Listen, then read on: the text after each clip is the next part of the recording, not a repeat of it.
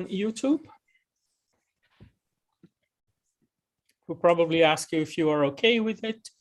If you're not okay, you can shut your camera. Otherwise, you will be on YouTube. YouTube. We'll probably ask you if you are. Oh, that's me talking. And we are also going to go. Yes. Okay, we are at 227 people, so I think we can start. Caroline, the floor is yours. Okay, thank you, Roberto, and welcome everyone from all over the world, wherever you are. And I just see that there's about 40 CPUT students from Cape Town. Really very welcome, and a very welcome and a warm welcome to all of you. I am at the moment in Antwerp, in Belgium, and I'm part of the KU Leuven, but also of TU Delft. And TU Delft is, of course, located in the city of Delft in the Netherlands.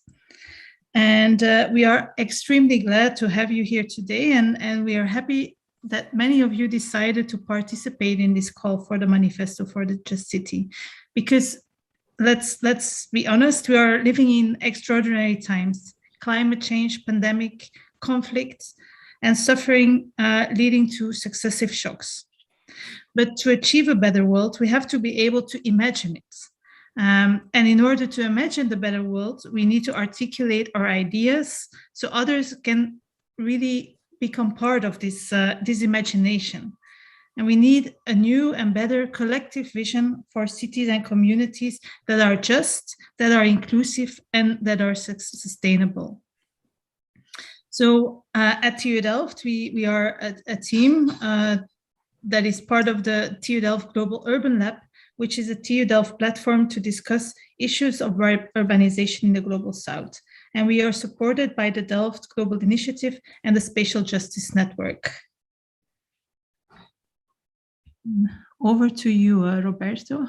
Yeah, hi guys. So my name is Roberto. I'm the guy sending you the emails. I'm also at TU Delft, so I'm talking to you from the city of The Hague in the Netherlands, which is next to Delft. And this event I want to highlight is organized in partnership with several schools. The Institute of Housing and Urban Development Studies of the Erasmus University in Rotterdam, with instructor Carolina Luneta here representing them. The University of Illinois at Urbana-Champaign with Professor Faranak Miraftab, our speaker today, and the Winston-Salem State University in North Carolina with Professor Russell Smith. And a number of universities who took up this exercise as a class exercise. Notably, I want to highlight the work of Morgan University professor Christina Murphy and many others, including a lot of people in South Africa and Cape Town who are with us today. Today we have a very special guest, Professor Faranak Miraftab, professor of urban and regional planning at the University of Illinois. She has a concentration in community development for social justice and transnational planning. She's an urban scholar of globalization. Her scholarship is situated at the intersection of sociology, geography, planning, and feminist studies, using case study and ethnographic methodologies. Her research concerns social and institutional aspects of urban development and planning that address basic human needs, including housing and urban infrastructure and services that support it. She is particularly interested in the global and local development processes and contingencies involved in the formation of the city and citizens' struggles for dignified livelihood. It's a little bit of a long introduction, and I'm sure a lot of you have read papers from Professor Miraftab, and And I think it says a lot that her ideas are being discussed everywhere. So we are very, very lucky to have, and grateful for having her here today. But before I give the floor to Professor Miraftab, I just want to really reinforce the fact that the idea that by organizing and participating in these kind of activities, we want to extend the mutual learning much beyond the classroom. And we want to form a community of people who talk about the same things, these ideas that we have about the just city. For us, this community building is very important. So we will reach out to you for other activities as well. Before I give the words to Professor Miraftab, I'd like to ask Russell Smith from Winston-Salem University to tell us about the Spatial Justice Network. Hey, good afternoon here, good evening, good morning to some. It's great to be with everybody. I think in light of all maybe the bad things the pandemic has taken away from us, the ability to connect in this medium has definitely grown, and it has grown, and I'm excited that 300 people are on the call, and it's more than last year, and we're able to connect around these issues from around the globe, and really maybe be with each other in ways that before we weren't able to be, especially for so many of the students. So I hope you enjoy the whole series that we have to put on this month. As Roberto was mentioning, he and I helped co-lead something called the Spatial Justice Network that actually grew out of a failed NSF grant, but that we're still persevering onward with. And you can see in the chat, there's a link to the Spatial Justice Network, and it's for anyone interested in these concepts, these ideas that we're talking about today, the next 4 Mondays, trying to get academics and activists and researchers and students interested in exploring what spatial justice might mean as a concept. We're really looking forward, and we've got some plans to move forward with another grant that would hopefully help us begin thinking about how can we apply spatial justice, move from the theory to practice. And I think over the month we might hear a little bit of that from some of our speakers, so that's going to be great. But I encourage you to check out the website. You can sign up to get on the mailing list. We have hosted events over the last 2 years that we've been in existence virtually. And one day, I don't know, Roberto, maybe this is wishful thinking. One day we might actually even meet in person with other human beings all from across the globe, and flesh out these ideas and not have to worry about who's walking in my background, or if my internet connection is going to go out, or heaven forbid, does everyone have pants on, as we've learned over this time. So I think that says it all from the network, but please check out that website, connect with us if you're interested. We're a very inclusive group. We're looking for anyone. I'm going to say I'm not an expert on spatial justice. I learn more every day, and I try to engage my students here at Winston-Salem State University in North Carolina, which is an HBCU, a historically Black college and university, with the concept as we broaden the reach. And they teach me ways in which we need to make our communities more spatially just. So thanks for this opportunity, and I look forward to connecting with all of you over these next 4 Mondays. Thanks very much, Russ. Hello, everyone. My name is Carolina Loneta. I am a lecturer of urban planning at the Institute for Housing and Urban Development Studies. Welcome again. This is our second manifesto for the Just City workshop. The first manifesto workshop was organized in November last year and gathered participants from 102 universities from all over the world. In the end of that workshop, 43 manifestos were delivered by 117 students from 25 different universities. And these manifestos were published in a book, which is available to download for free in our at the website that Hugo just posted here in the chat. So if you have time, take a look at it. It's a very nice and very interesting, great book.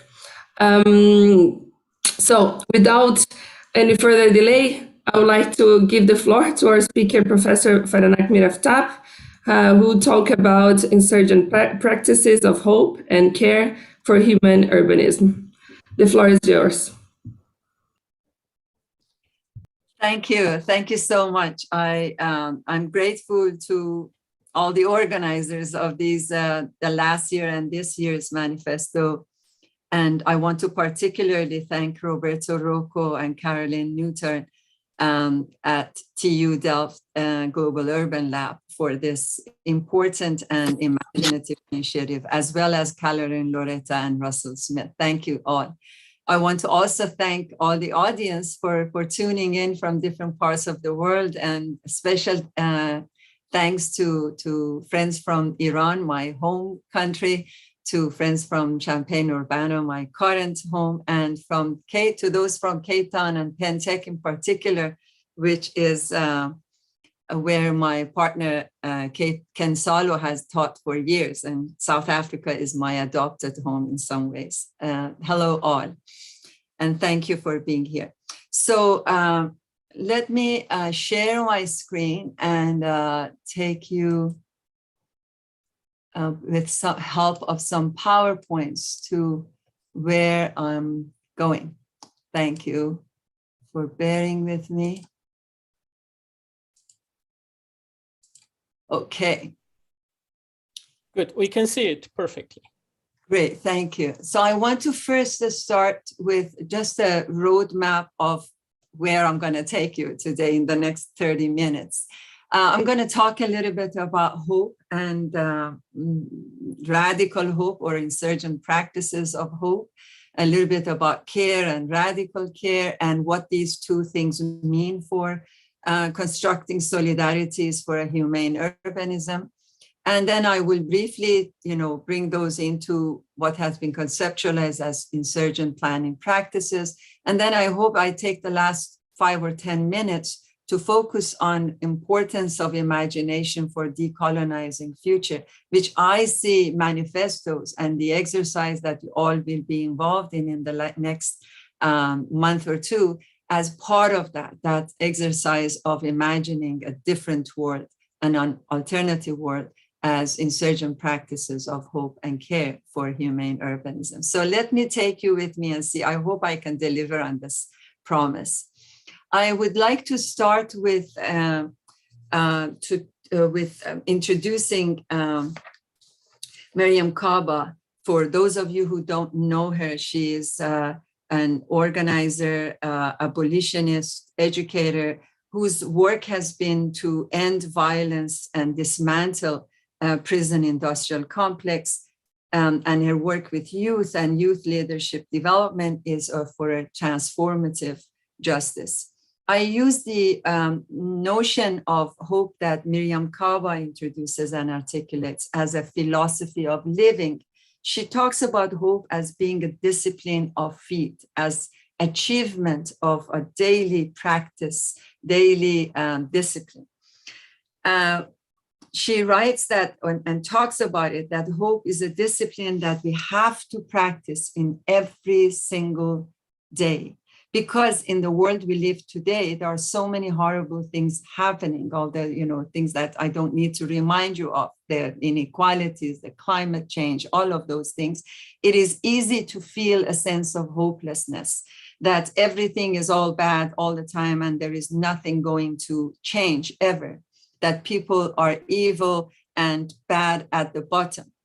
She says she understands why people might feel hopelessness, but she chooses differently. She chooses to think and act in a different way, believing that there is always a potential for transformation and for change. And that is in any direction, could be good or bad. But the fact that there is a possibility of change, there is a potential in change, is what helps her in organizing, believing that there are more people, ultimately, there are more people who want justice, who, and there are those who are working, there are more people who want justice than those who are working against it. And that's what motivates her to every day participate in practices, discipline, what she calls a discipline of hope, helping her to practice for organizing. So hope isn't for her an emotion. Hope is not optimism. Hope doesn't preclude feelings of sadness or frustration or anger or any of these other emotions that make total sense. But this framing and understanding of hope as discipline is radical in that it is commitment to everyday practices for transformative justice, is grounded in action, that people actually practice it all the time.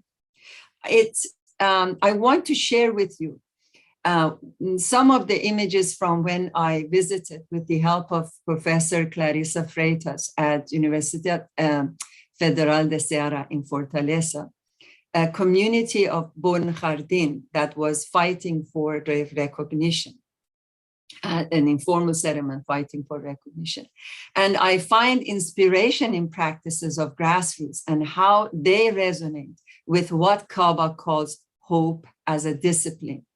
Choosing to fight and choosing the potential of change every day, every single day, one day at a time, one door knocked at a time, one flyer at a time posted, and that they cannot basically afford to give up. And it's these daily practices that allows them ultimately, whether they get their recognition that they want or not, and also other livelihood, dignified livelihood projects. So these daily practices that I see a radical and insurgency in it. There is this radical interpretation of hope is a long view. Also, Kaba writes about it, that it is not a short term. You don't, basically your time frame is not the timeline on which your movement occurs, but you are recognizing that you're part of a much longer trajectory.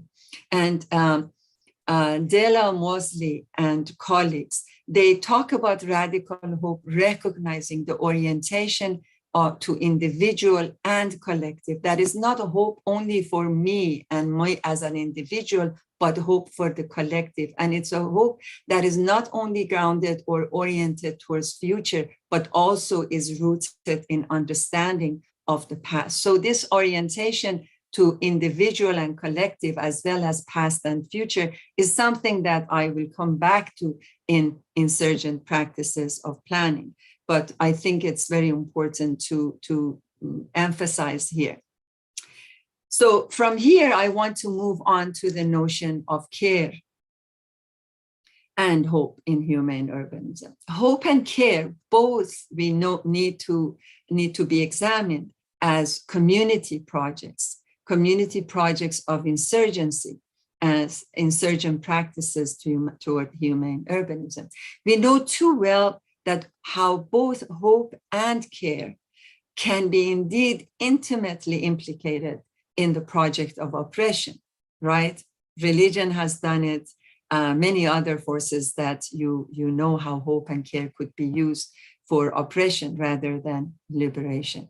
So while we speak we spoke a little bit about hope as a project of transformation, I want to now switch and talk a little bit about care and care work as a project that needs to be decoupled from capitalism, and therefore what I call it radical care. Humane urbanism for me is an alternative future I envision. If what we are experiencing today is basically urbanism that is centered on profit making, right? Everything, the winner wins all, and everything boils down to profit. What I envision as alternative future is humane urbanism, where the center is life and life making, not profit making, right? So we know that at the center, I mean, the work of life making has been performed predominantly by women and communities of subordinate communities. And the work of life making, or what we can call it care work, and feminist social reproduction theorists refer to it as social reproduction work. I think that is a little bit of mouthful. So instead of social reproduction, I refer to it as care work. There is a fierce struggle around it, because the work of life making, as I said, performed by women and subordinate communities often, there is a pressure, there is a systematic way in which patriarchal, racial, and capitalism tries to make it invisible and devalued, taken for granted through ideologies of patriarchal ideologies of gender and gender roles, etc. So the fierce contestation between these activities, the social reproduction work, the care work that makes life and is really, this is the base of everything that happens around us, and the forces of capitalism, racism, sexism that tries to devalue it by naturalizing and making it invisible, is what we need to pay attention to. And decoupling of care work from accumulationist desires of capitalism is what I call radical care. In this implication, or making care work invisible, of course, spatial restructuring, temporal restructuring, and manipulation are all involved, as well as ideology, etc., that was mentioned. If there was interest, I could expand on it, on a piece that Fuad Hook and I have developed, calling Urbanizing Social Reproduction, and showing how how care work and social reproduction and its invisibility is intimately implicated in projects of urbanization in different ways. So when I talk about what we want is radical care, what we aspire to is radical care, is insurgent practices of care, is precisely how could we care work that is so important be performed as base of life and life making, but not be abused and used by capitalism, racism, and sexism. I find inspiration in practices, again, of another urban movement and insurgent grassroots group called Housing Assembly in South Africa. It's a citywide grassroots movement based in different neighborhoods and different informal settlements and townships in Cape Town that I have been following for years and now. So in their work, their practices inspires me in understanding of, or in seeing radical care, in the sense that they work for access to land and housing. They occupy land, they build homes. They do the work of care work. They are at the center of feeding their families. Like we all saw during the pandemic, it was really soup kitchens and the work that these women in poor neighborhoods did and are doing that has been at the base of survival of many, that again, pandemic made only visible, but they have always been ongoing. But they don't limit, their movement is not limited to so-called leaking the wounds that capitalism and exploitation leaves behind. They don't only take care for free and cheap and taking care of the poor people and letting a state off the hook, or capitalism or off the hook. They also, along with providing care work, they take the state to task. They push the state for delivering its responsibilities towards the poor. They ask, they demand, make demands, and also they question and challenge the notion of private property. They set up barricades and resist evictions to challenge profit-making banks and those who are evicting people.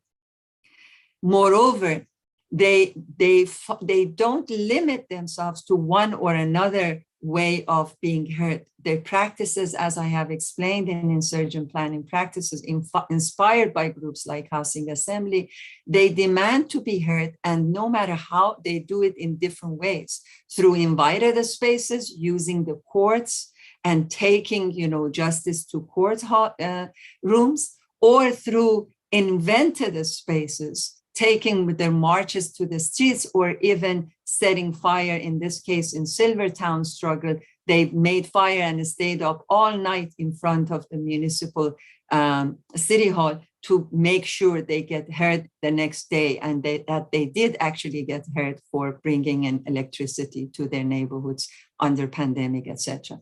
So in that sense, what the inspiration I get from practices of these grassroots groups is what has been the basis of what I have written about and conceptualized and theorized as insurgent practices of planning. I go over the three main ways in which I have conceptualized them, and we saw many, and I hope we saw this in practices of community in Bon Jardin or Housing Assembly practices. That they do not limit themselves to here and now. They transgress in time. Basically, they have a historical consciousness and also a vision for future. And they have a transnational consciousness in establishing solidarities with other movements. There is a strong connection, for example, between South African Abashlali movement and MTST movement in Brazil, etc., etc. So that transgression is in time, place, and also forms of action. Like I showed in Housing Assembly, they don't limit themselves in legitimized or formal spaces of participation, but also take part in and invent new spaces of action. They are counter-hegemonic. They do not, only help with better functioning of capitalism by taking care of their communities and their families and their neighborhoods, but they challenge the taken for granted order of capitalism, racism, and sexism.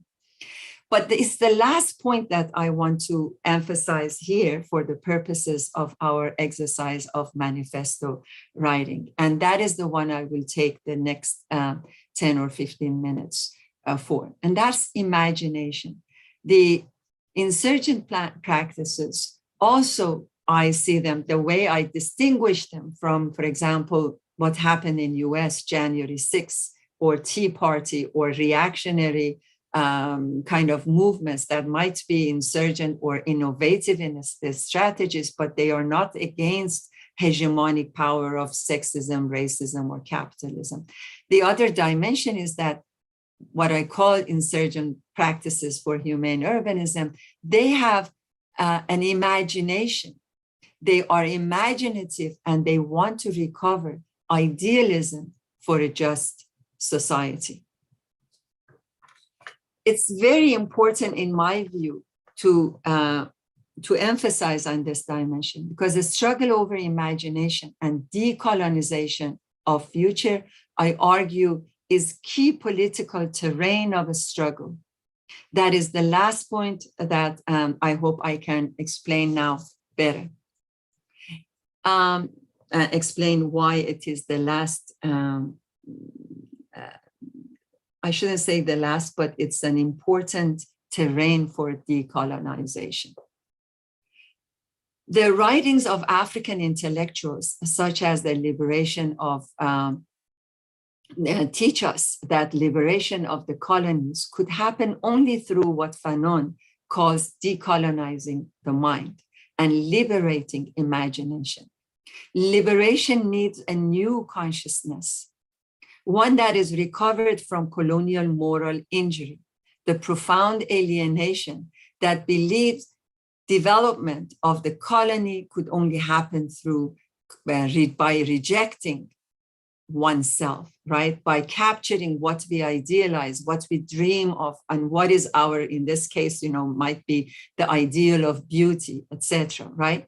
So that is what the decolonization of mind basically reminds us, that it is an important challenge, maybe is not, at this point, is not military occupation, but is occupation of our imagination and ideals. The colonization of our mind is what Fanon talked about. I assert the need for a new consciousness that liberates planning imagination. This requires decolonizing planning imagination by questioning its hegemonized assumptions, what is possible and what is not.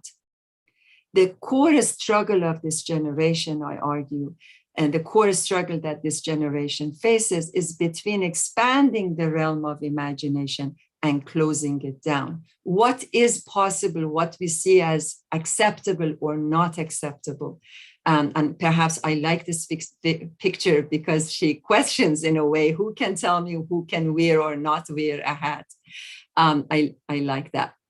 But let me explain a little bit what I mean by a decolonization of future and decolonization of imagine, as I see it, intimately related to our manifesto writing. Future is inevitable. It is open, and it is plural. But future is also empty, meaning that what it constitutes depends on how it's imagined, susceptible to be reinvented and be opened by a horizon of possibilities. Because of its openness and its plurality, future is an object of intense dispute, Bonaventura de Santos argues in his writings about future as a site of a struggle. But the open-endedness, plurality, and unpredictability of future also makes it a political territory, a site of fierce contestation over the content it can take. If we do not dare to imagine the unimaginable, then if we don't dare to imagine the unimaginable, then the future is less open and more predetermined as persistence and perpetuation of the present. Hence, colonization of future. I often share this example that in one of my classes to freshmen in college, these students who had fresh come out of high school, educated through US high school's education system, I gave them an exercise in groups of 5 for 10 minutes to imagine what would a just city be like. And quickly, I noticed that they were not doing the exercise. They were not talking with each other. They were not sketching, writing, nothing. And I asked them what's going on. And they were like, it's not possible. It's not realistic. It's not viable. It's not possible to have justice. We always have to have inequality. And that's precisely what I think this last few decades that,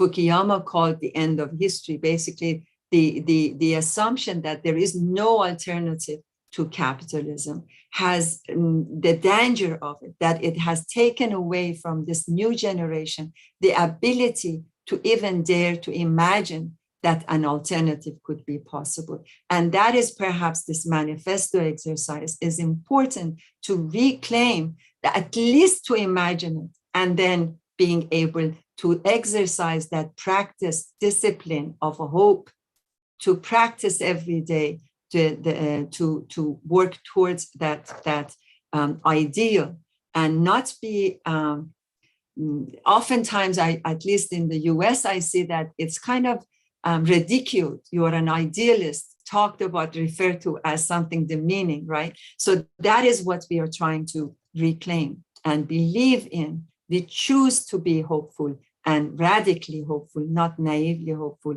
and to care for our communities, for each other, and construct an alternative future that could be humane urbanism. In the last, let me just make one more point before I close, and that's, I see this as the last terrain of colonization, the future, the imagination of alternative future. The first round or realm of colonization was grabbing land, grabbing resources that didn't belong to capitalists, grabbing human beings and enslaving them, right? Then Maria Miss and her colleagues, feminist scholars, they wrote in 1980s about women as being the last colony, the title of their book. They talked about grabbing the cheap labor force of women newly at that point integrated into the labor force, was how capitalism had discovered a new frontier of accumulation by bringing in all these women or feminizing the labor force and accumulating, making more profit. I want to argue here that this new terrain of colonization, which is our imagination and future, is perhaps the last colony, that how we should refer to it. Today, however, I argue that it is the future that must be invoked as the last colony. Future as a political territory, a territory to be occupied to secure closure through totalitarian imaginations and through erasure of alternatives. The latest subject of colonial occupation or grabbing, then I argue, is the future and the struggle for its emancipation and decolonization is urgent. So, as opposed to Francis Fukuyama, who argued the end of history when the fall of Berlin Wall happened, because there is no, it's the end of history because there is no other alternative. Our citizens' struggles is to overcome such closure and open up the terrain of imagination to conceive alternatives. The end of history as we know it can also be the beginning of history as we want it.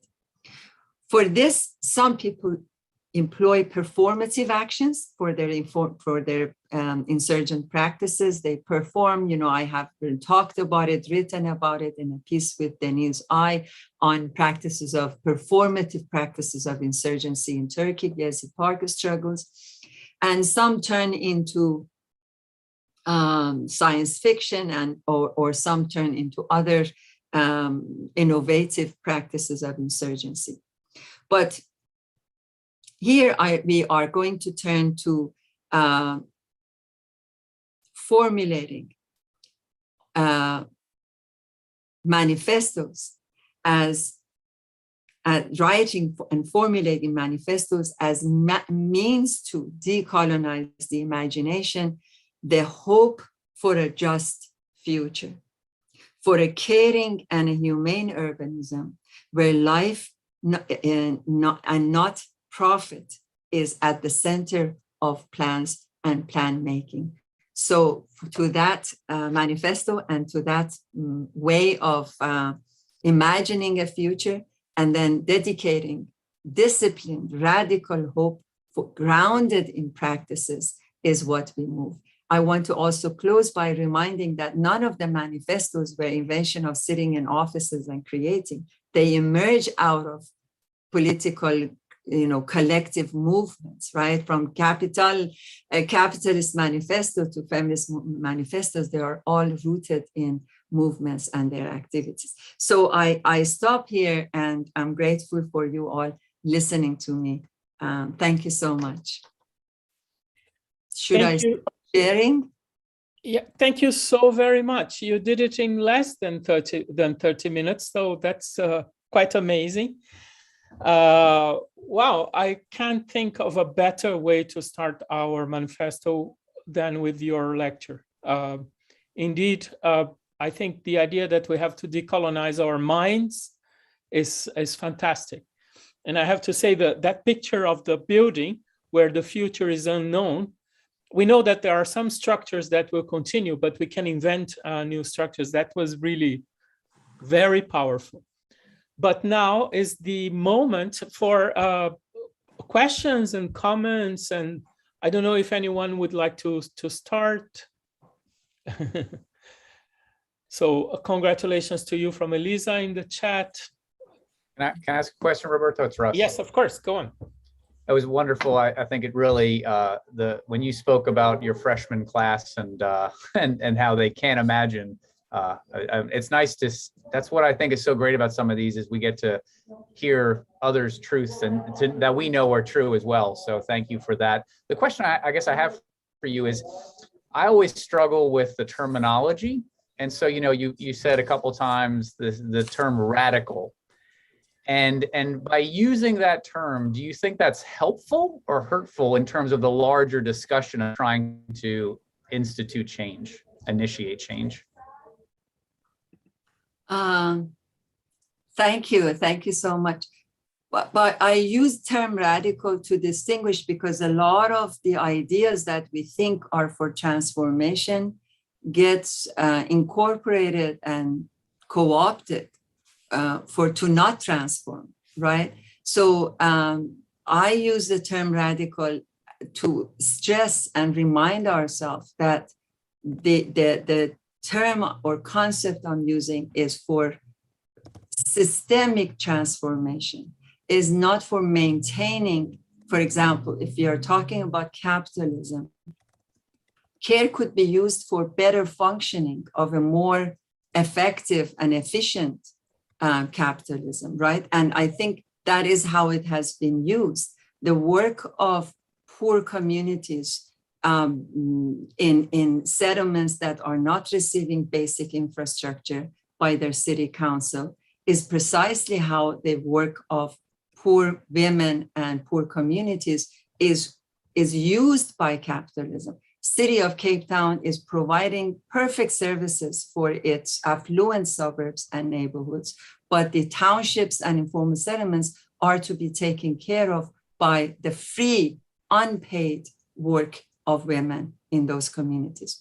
So there, for example, you have care work and we can celebrate it, but if it is not pushing and challenging relations, systematic ways in which capitalism is incorporated in that urban project, then all we are doing is we are celebrating care that is perpetuating or is making capitalist urban system function better.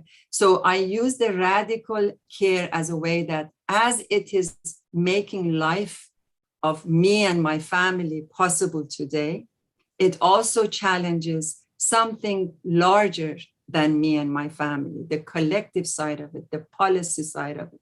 So again, the hope could be something that, in the religious term, hope could be something, I hope if I am living a horrible life today, I hope that in my afterlife, I will have a better life, right? It could be used in a very reactionary way.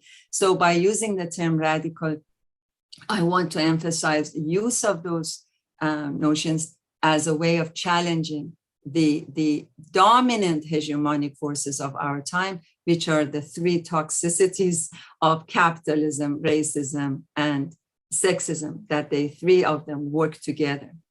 I hope it. Oh, great. Thank you. Carolina, I started talking without giving you the word. I'm sorry, but we have a very interesting question from Bagheri. Would you like to say it? You have my voice. Is it on? Yes. We would love to see you as well if you are talking to us. If you don't mind. On. Yes, thank you. Hi, my name is Muhammad. I wrote my family name there.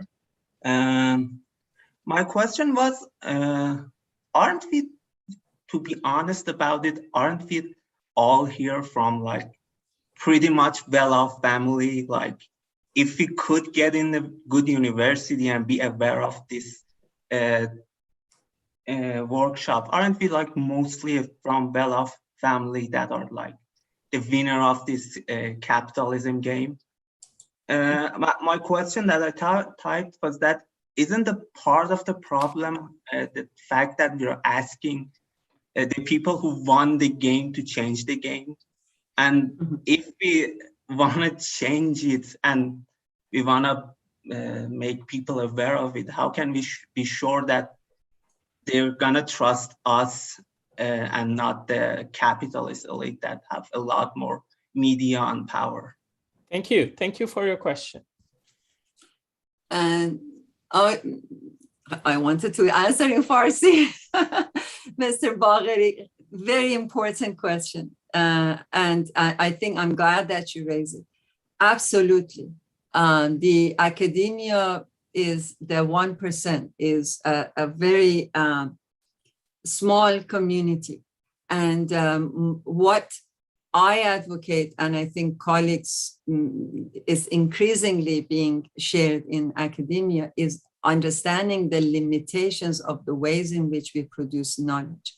So the point here is not exactly like you said, the winners of the game would never want to change the game. That is if their existence is tied to winning that game. I'm not sure that that is the case for all in academics.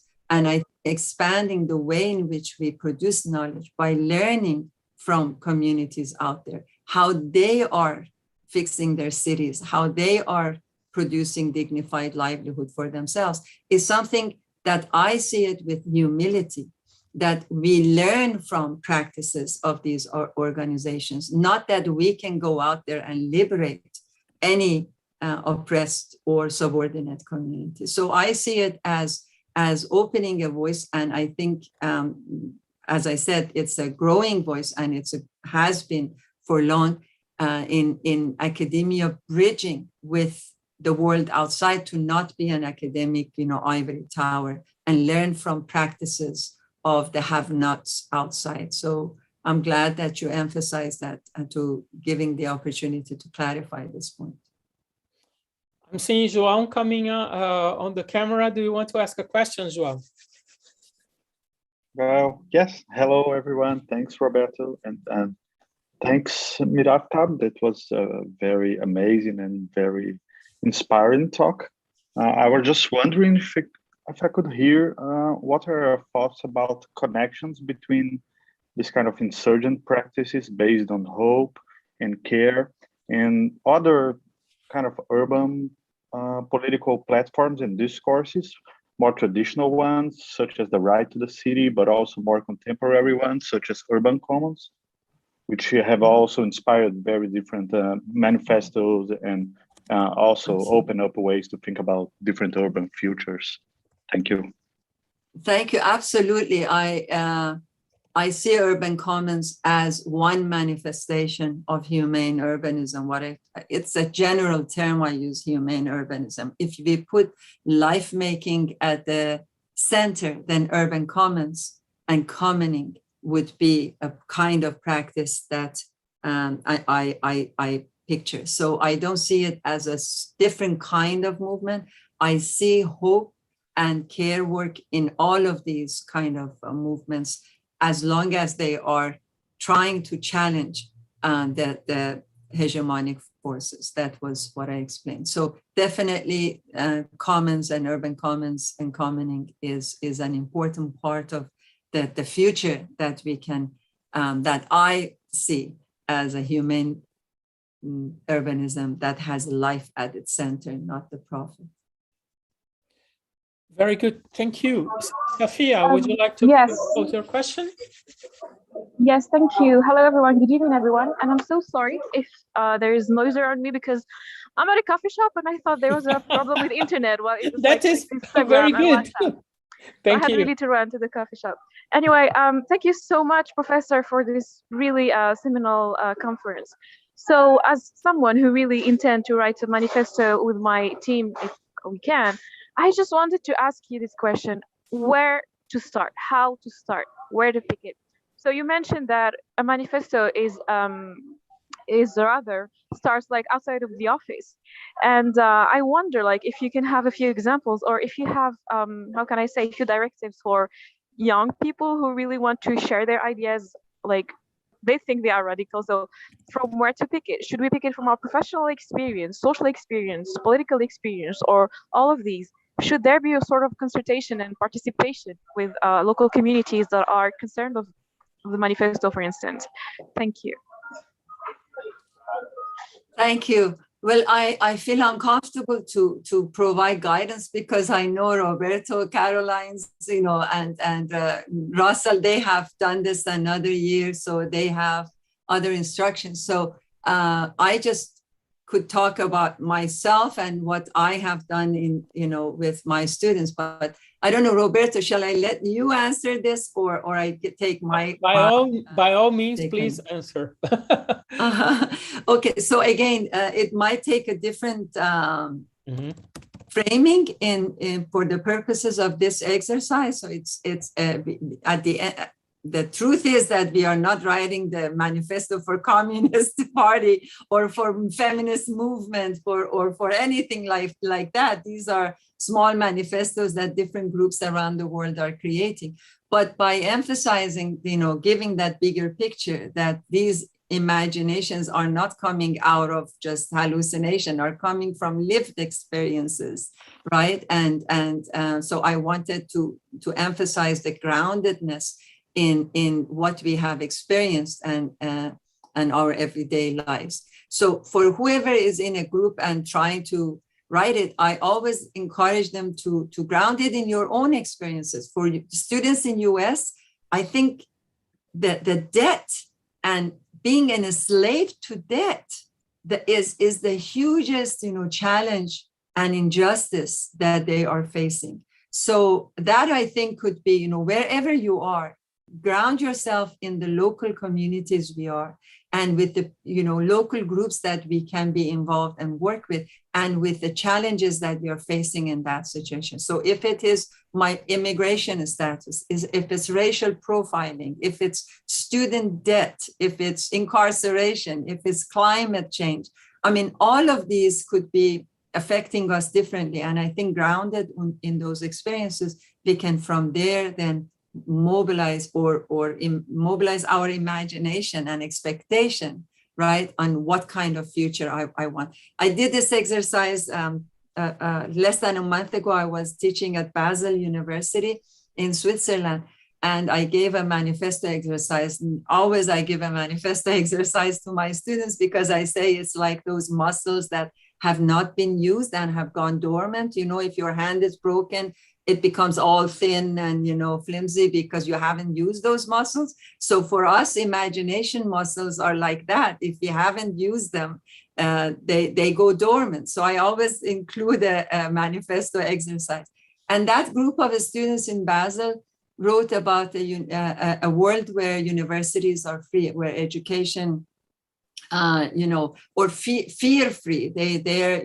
So, and anyway, so this could be any issue that your group is grounded in their lived experiences. And I think we should mobilize, we should organize, we should practice hope in wherever we are as a discipline every day, even if we don't see the outcome of it in our lifetime. In next movement might benefit from the movement we are part of today. Thank you. If I may just interject, I think it's very important that we realize we're talking here with people, and Professor Miraftab is super aware of that. We are talking to people here who live radically different realities, right? A person in Iran is very different, has a very different life than a person in Canada, and so on, right? And I think what is super interesting is to explore this and to see how different we are and how wonderful that is, that we are all different. And that's super important. At the same time, as somebody pointed out, we are all going to university. We all use WhatsApp and Facebook. I know you guys don't use Facebook anymore. That's for people my age. But there are similarities, of course, in how we live, but we generally live very different lives, and we want you to explore these things. But there is a question from Sarah Oshoa: how these local insurgent practices can connect one to another. So how do they connect among each other? So by doing this, they stop being local experiences to become a global transformation. Mm-hmm. That's the question from Sarah. Yeah, thank you. I think it's more than a question. I think it has the response in it. So it's more of a comment. And I think that's precisely how you are seeing it. It's grounded locally, but it's networked transnationally or globally. And that is precisely what we see these movements are doing. again, I take a movement in South Africa that I think our South African friends are very familiar with, Abashlali.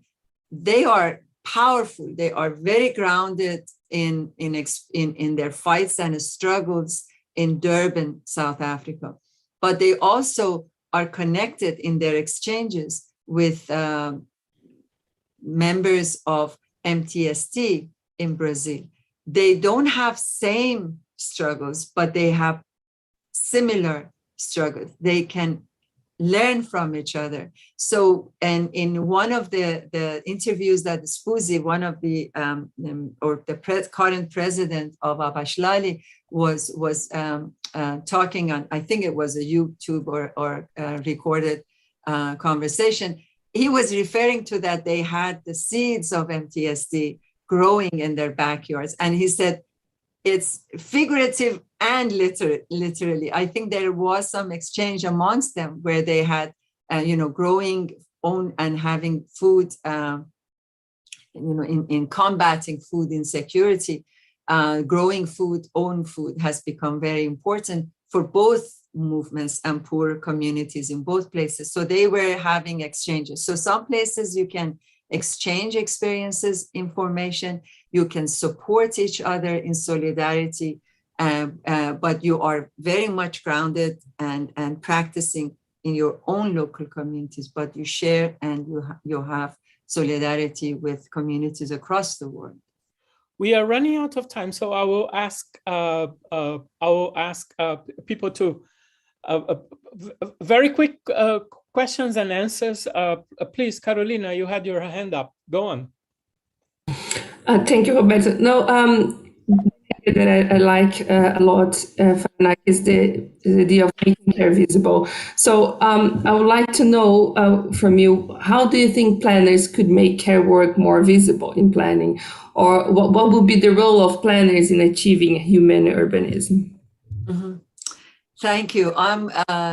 I hope I can develop this further. In one piece that with Efad, Efadul Hook, we are writing, we talk about different modalities of how care work is made invisible through different ways in which urban planning has facilitated urbanism, right? So in suburbanization, we see that by moving home and family life outside what was considered the city as workplace. So this separation of workplace and life place was a way in which capitalism accumulated tremendously. That was suburbanization project in the US, was a way in which problem of underconsumption was addressed and consumption was raised through restructuring of the urban space, but implicated in it was gender ideology that women belong to home and good mothers raise good families. That's just one example of it.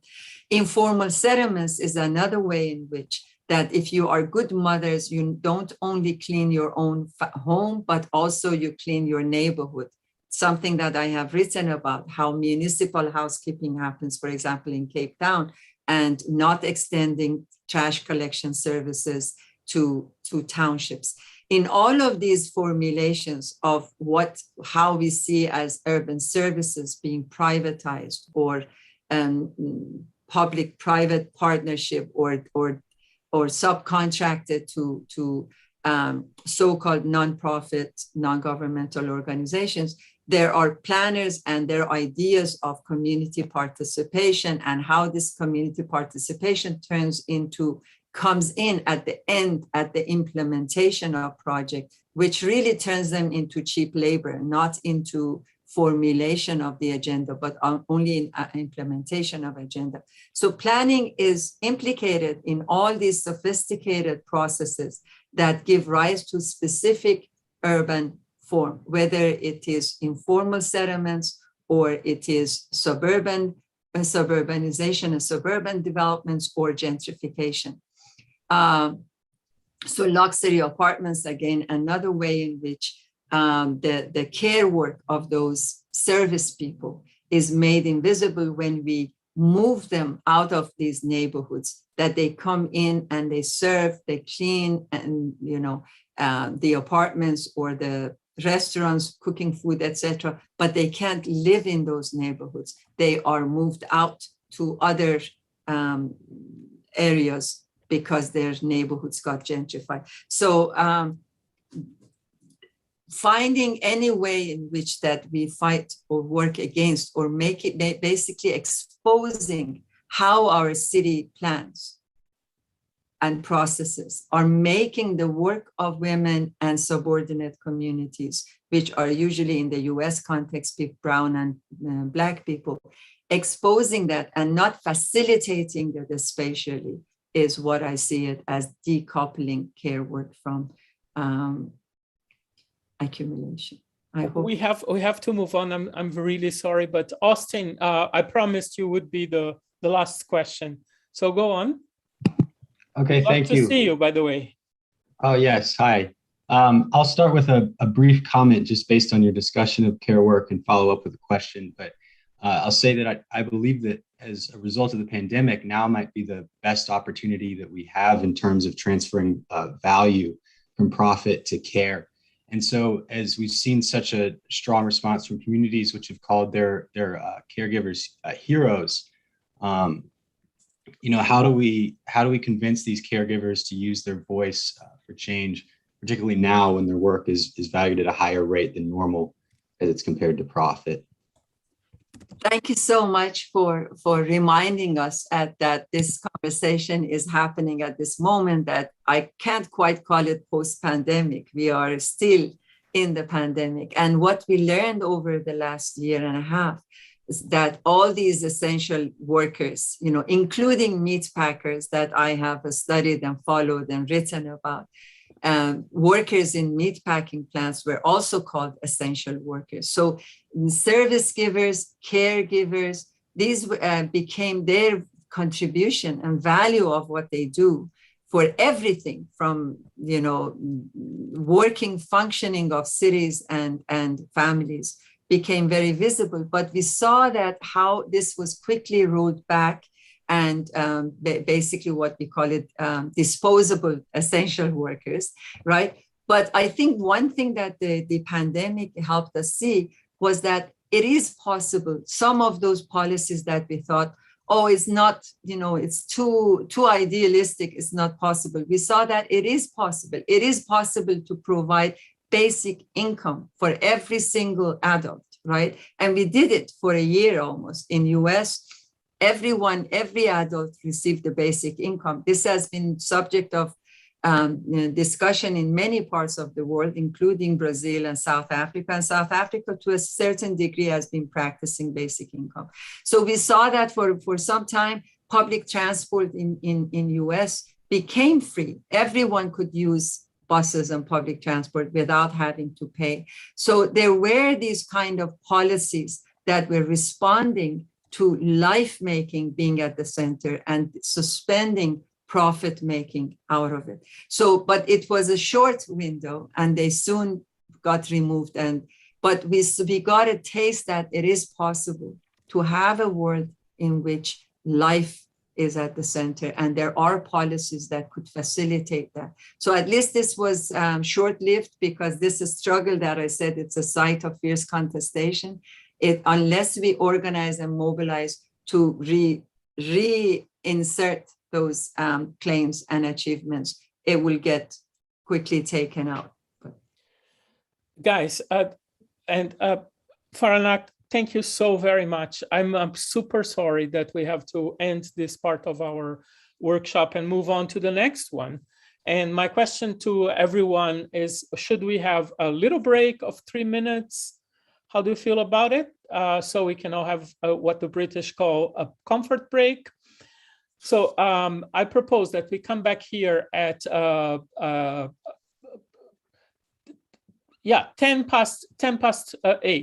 10 past, wherever you are or wherever your time is, and we will continue with the breakout rooms.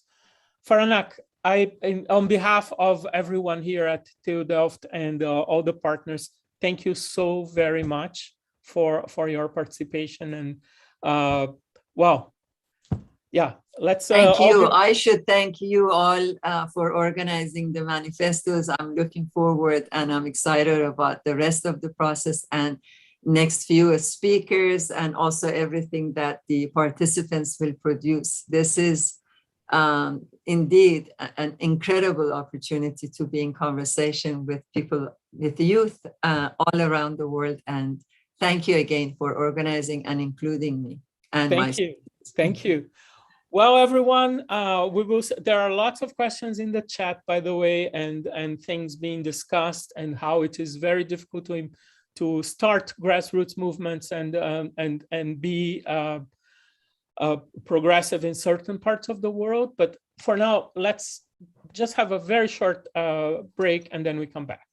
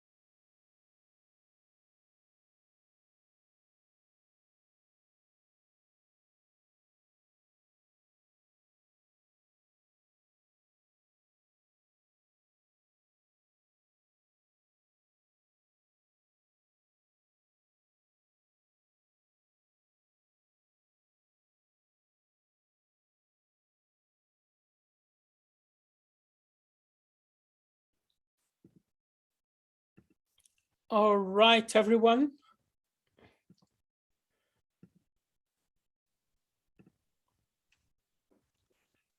Well, we are starting to come back. I'm not sure people are still having their comfort break. But the idea is that we are now going to go into breakout rooms. So we did this last time. We put everybody in breakout rooms. This time we are going to try to use Miro, and I put Ugo had already put I forgot to activate the recording. Hugo had already put the link on. I put the link again on the chat. You can go to the Miro board once you are in a breakout room. You will meet people who you never saw before. It's very nice if you can introduce yourself, open your camera and just talk to people, say where you are, what you think about the manifesto. There are quite a few people who are asking me, oh, how can I join a group? And this is the moment where you can ask other people if they would let you join. And I am realizing that quite a few people don't know what the program is, but the program was in the registration form. So here is the registration form again, and there is the program of every day, what's going to happen. So you can see exactly when it's going to end. Without further ado, I am going to do the breakout rooms. Let's see how it's going to work. I never used Miro with 280 people, so let's see what happens, right? But good luck, and I will see you in 15 to 20 minutes, but I think 15 minutes.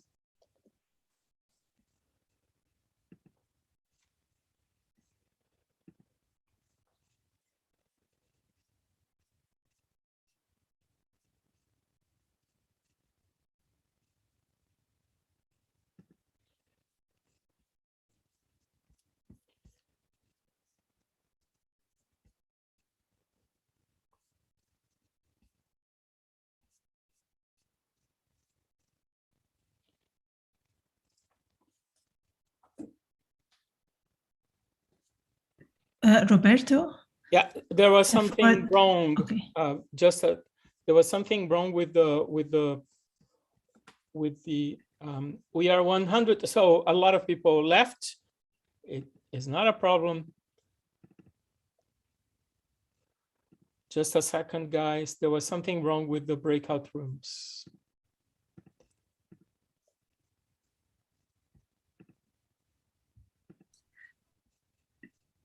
So Rana, I see that you ask what is expected at the end of the 15 minutes. So based on the conversation we had now with Professor Miraftab, we would like you to discuss in your groups some of these things and come up with a possible line that you could use in a manifesto based on what was said now. And more information can also be found in the link that Roberto posted on the chat that takes you to the registration form. So the idea is that using your discussion, you can formulate a sort of a first statement. And we are going to compile all of them using the Miro board. And then you can always go back to the Miro board during the different sessions and see what was done. Yeah, I'm having problems with the breakout rooms. Just a second, guys.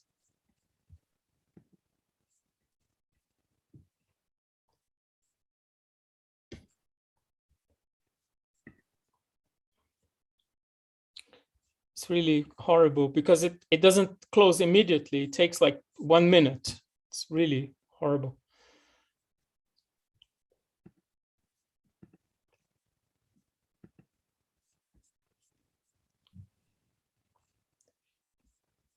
It happened again. Sorry.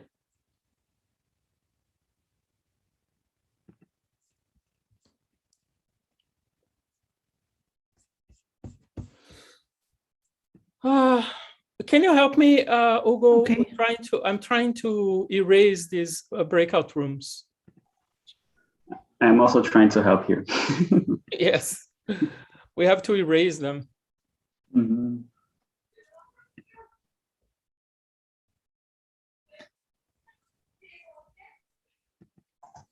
Okay. So how many would you like to create? 22. 22 breakout rooms. Yeah. Okay, 22. I think the max is 12. Okay, so 12. 12, and then assign automatically. Okay. So I'm seeing the options. They will not close.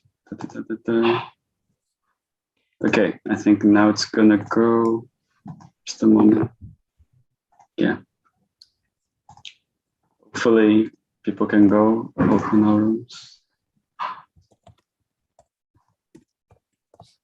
Okay. Everybody can join. It's not closing. Yay. I think it's working. Super nice. Yeah. Yeah, there are 12 rooms and there are quite a few people in each room. Yeah. Okay.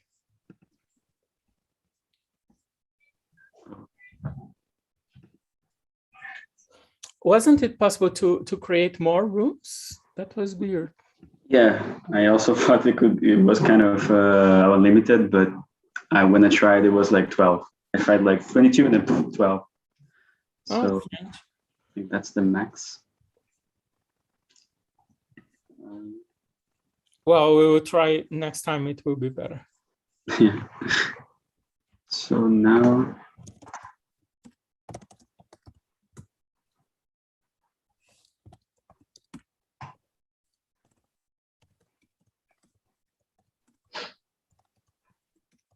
Yeah, like there's already kind of a lot of people in each room, which is nice.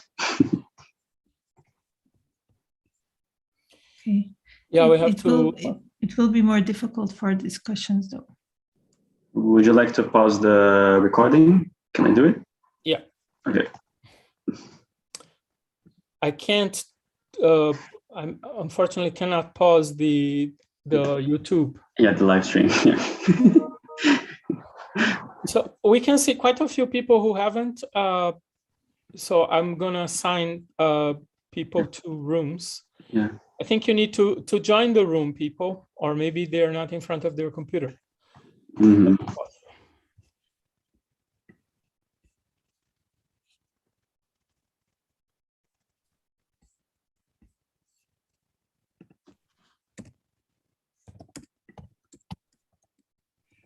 But it's nice. Things are happening on the Miro.